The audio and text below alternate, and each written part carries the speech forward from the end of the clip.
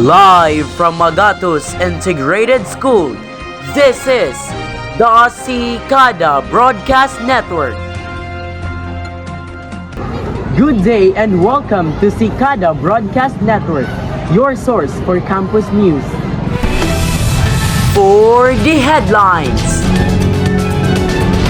Classroom crisis, grade 12 students stuck in grade 11 room. Campus heatwave, students struggle as temperature rise.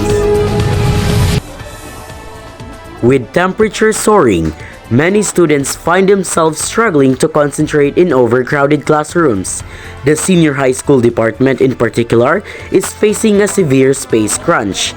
Grade 12 students, already facing the pressure of college applications, are forced to share in a single classroom, impacting their learning environment.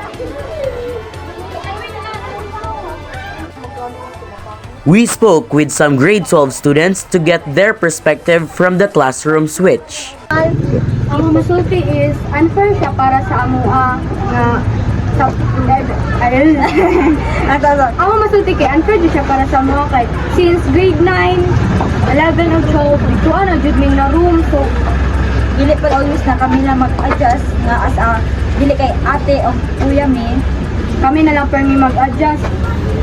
Pero sa karon nga nahitabo naman jud nga kami na ang nag-adjust, di-explain na pud sa mga teachers nga nagsobraan na pud sila sa students, so ibali na lang mi amuan na lang gi kaon ang mga istorya kay iska usaon na magreklamo kay wala man gyapon mi mahimo.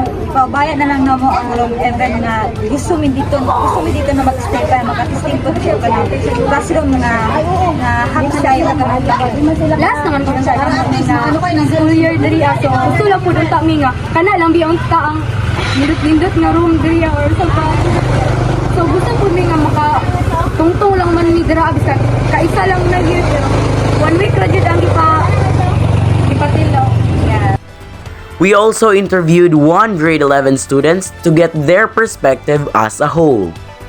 Masaya and thankful din, but at the same time, medyo nakaka-feel bad sila. Pag 2 years na silang stay sa room na yun, and mainit-init din, tapos yun nga, 2 years na. Pero thankful din kami kasi nag-agree sila na makipag-swap ng room.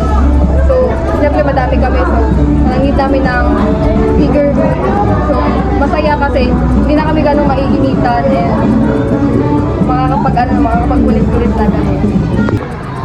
The administration is aware of these issues and they are working together to make a solution.